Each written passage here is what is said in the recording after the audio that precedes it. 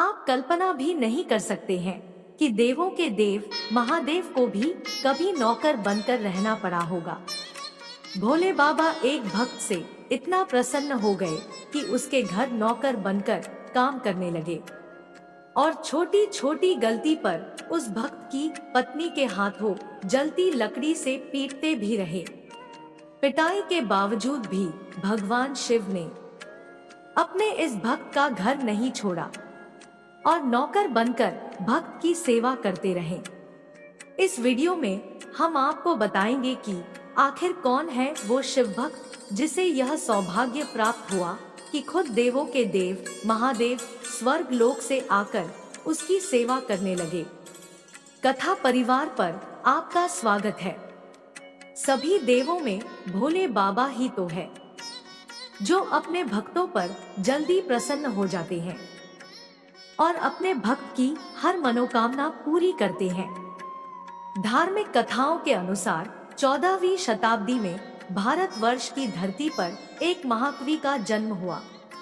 इस भक्त का नाम महाकवि विद्यापति था। महाकवि विद्यापति का जन्म बिहार के मिथिला क्षेत्र में हुआ था। विद्यापति भगवान शिव के अनन्य भक्त थे। एक कथा प्रचलित है कि उनकी भक्ति से प्रसन्न होकर भगवान शिव एक दिन इंसान का रूप धारण कर विद्यापति के घर पहुंचे और कोई भी काम देने की गुहार लगाई। विद्यापति के पूछने पर शिव ने अपना नाम उग्रनाथ बताया। भगवान शिव का यह नाम आगे चलकर उगना हो गया। विद्यापति की आर्थिक स्थिति इतनी अच्छी नहीं थी कि वह किसी को अपने यहाँ काम पर रख सके, इसलिए उन्होंने उगना को बतौर नौकर अपने घर में रखने से मना कर दिया। लेकिन शिव मानने वाले कहाँ थे। विद्यापति की भक्ति से बाबा इतने प्रसन्न थे कि बिना किसी मजदूरी के 2 वक्त के भोजन पर नौकरी करने को तैयार हो गए। धीरे धीरे समय बीतता गया और भगवान शिव नौकर बनकर विद्यापति की सेवा करते रहे।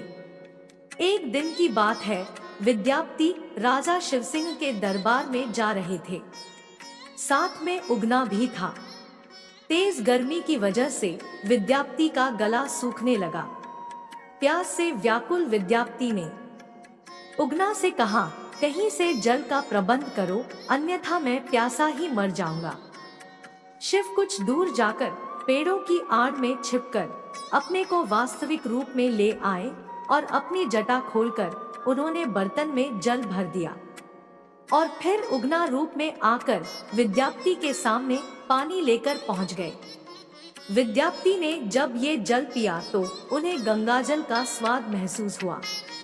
वह आश्चर्यचकित हो उठे कि इस वन में दूर दूर तक कहीं जल का कोई स्रोत दिखाई नहीं देता। फिर उगना को गंगाजल कहाँ से मिल गया। विद्यापति को उगना पर संदेह होने लगा।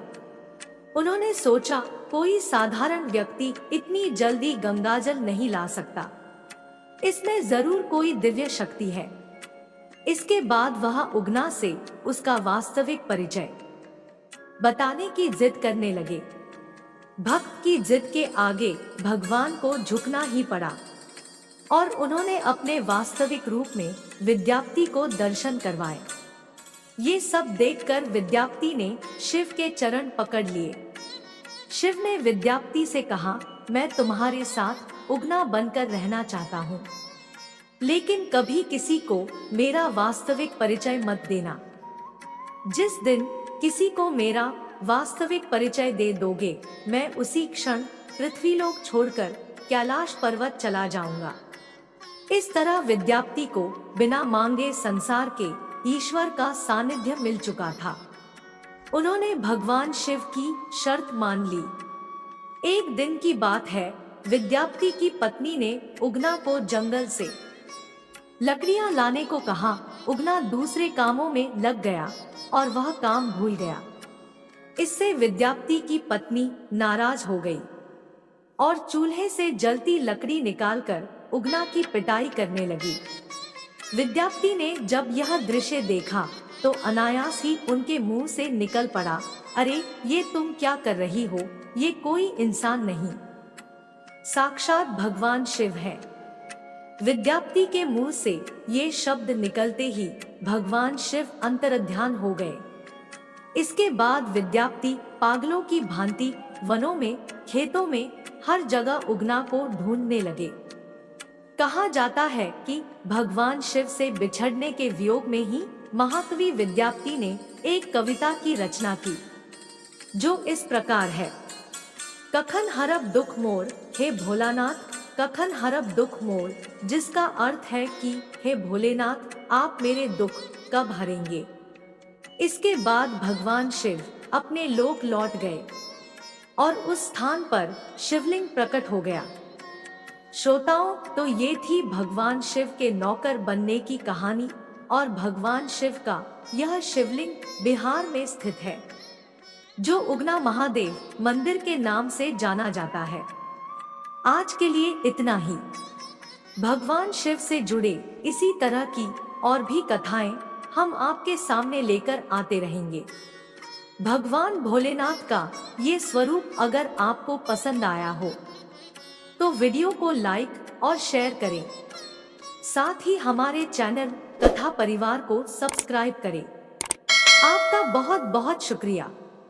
अंत में बस इतना ही कहूंगी, ऊपर वाले के आशीर्वाद और अपनों के प्यार के साथ कर दिखाओ कुछ ऐसा कि दुनिया करना चाहे आपके जैसा।